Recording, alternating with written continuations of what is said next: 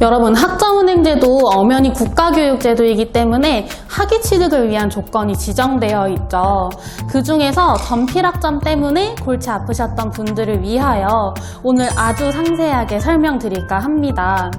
전공별로 전필학점 기준이 어떻게 되는지, 그리고 강의가 아니라 자격증을 병행하면 전필학점은 어떻게 계산해야 되는지 지금 바로 시작해 보겠습니다. 우선 내가 어느 정도 학점은행제에 대해서 아는 사람이다 하신다면 영상 더보기 설명에 빠르게 챕터별로 이동해서 볼 수 있게끔 해놨으니까 참고해 주시고요. 학위 취득을 위한 기본 조건부터 설명해 보려고 하는데, 학점은행제로 학사학위를 취득하시려면 어떤 전공으로 공부하시든 무조건 총 140학점까지 채우셔야 합니다. 하지만 아무렇게나 채우는 거는 안 되고요. 이 140학점 안에 전공은 60학점, 교양은 30학점, 이 기준을 반드시 지켜줘야 돼요.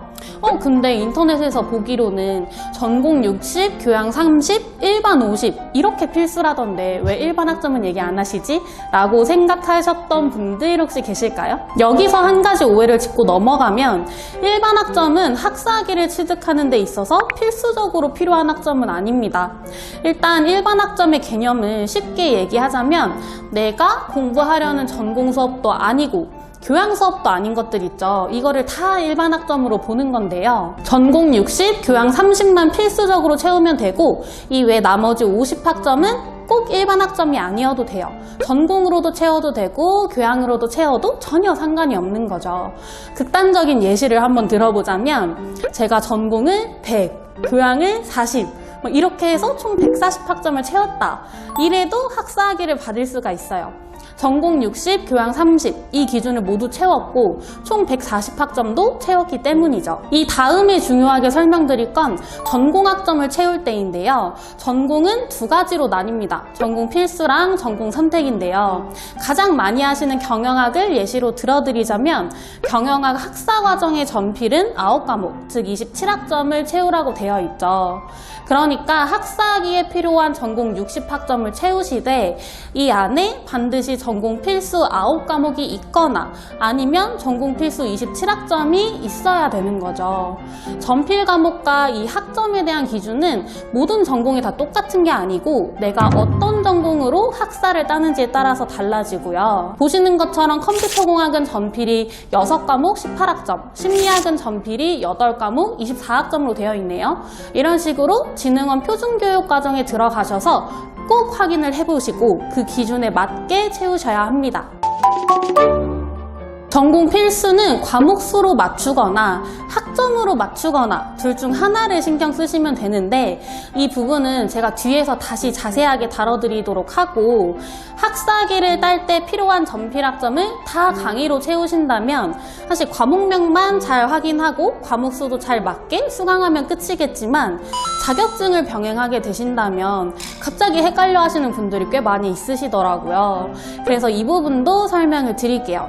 일단 자격증을 취득하신다면 전필학점을 대체하실 수가 있어요. 아까처럼 경영학을 예시로 들어볼까요?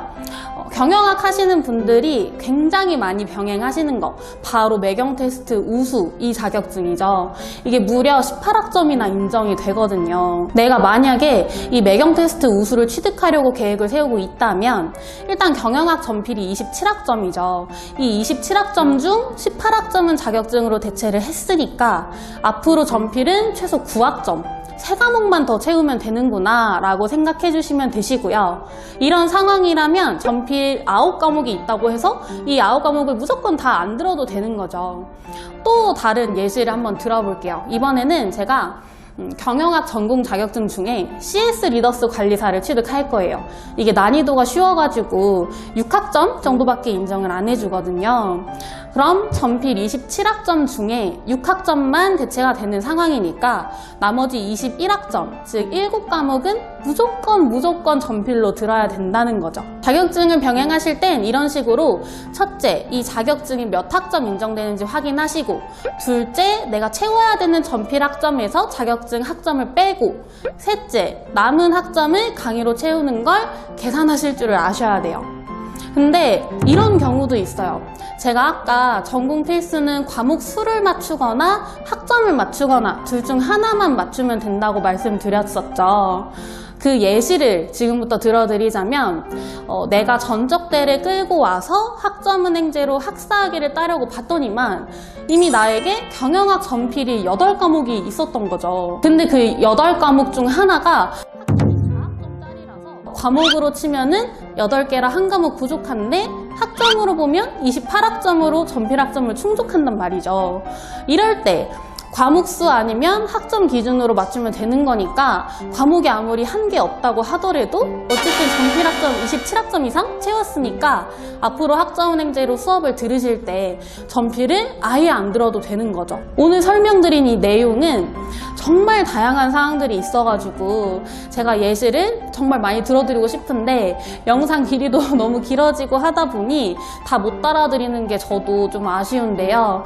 학점은행제로 학사학위를 따실 때 가장 중요한 포인트 이 전필학점, 이거 어떻게 이해하는지 어려우시다면 카톡 채널로 연락을 남겨주시면 1대1로 상담을 도와드리도록 하겠습니다.